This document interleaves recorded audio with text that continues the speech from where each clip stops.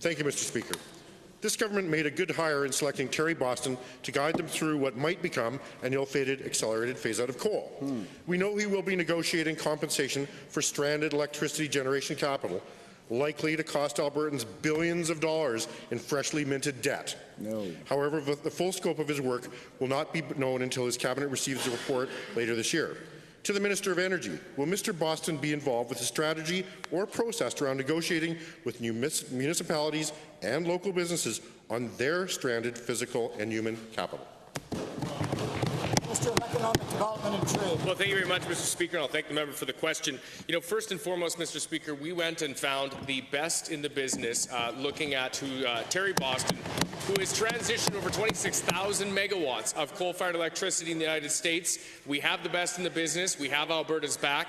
We are also working with communities that are affected throughout the province. That is one of my priorities, Mr. Speaker, and we've told communities and workers and their families that we will engage with them and that we will work with them, and that's exactly what we're going to do.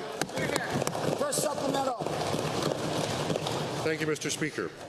Well, Minister, given that the communities of Hanna, Hinton, Forestburg rely on coal mining as a major source of employment, and given that the accelerated phase-out of coal jeopardizes the very sustainability of these communities, to the Minister of Economic Development, can you outline for the House an economic transition plan for just one of these communities, perhaps by giving an example of how you might support the creation of even 100 jobs? Honourable Minister.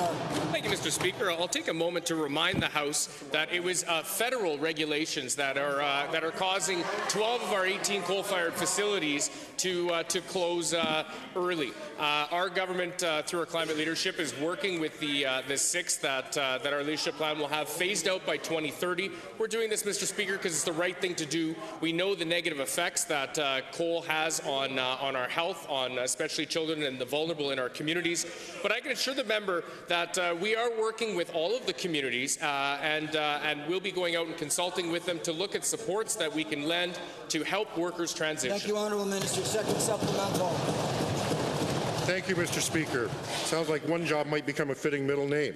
Given that the communities I mentioned will likely be driven into the ground by this government's policy decisions, and given that the Minister of Tourism fired a council of experts because he feels he knows better, to the Minister of Tourism, is your new tourism initiative based on creating a new tourist attraction, the ghost towns of Alberta, by driving coal communities into extinction? Wow!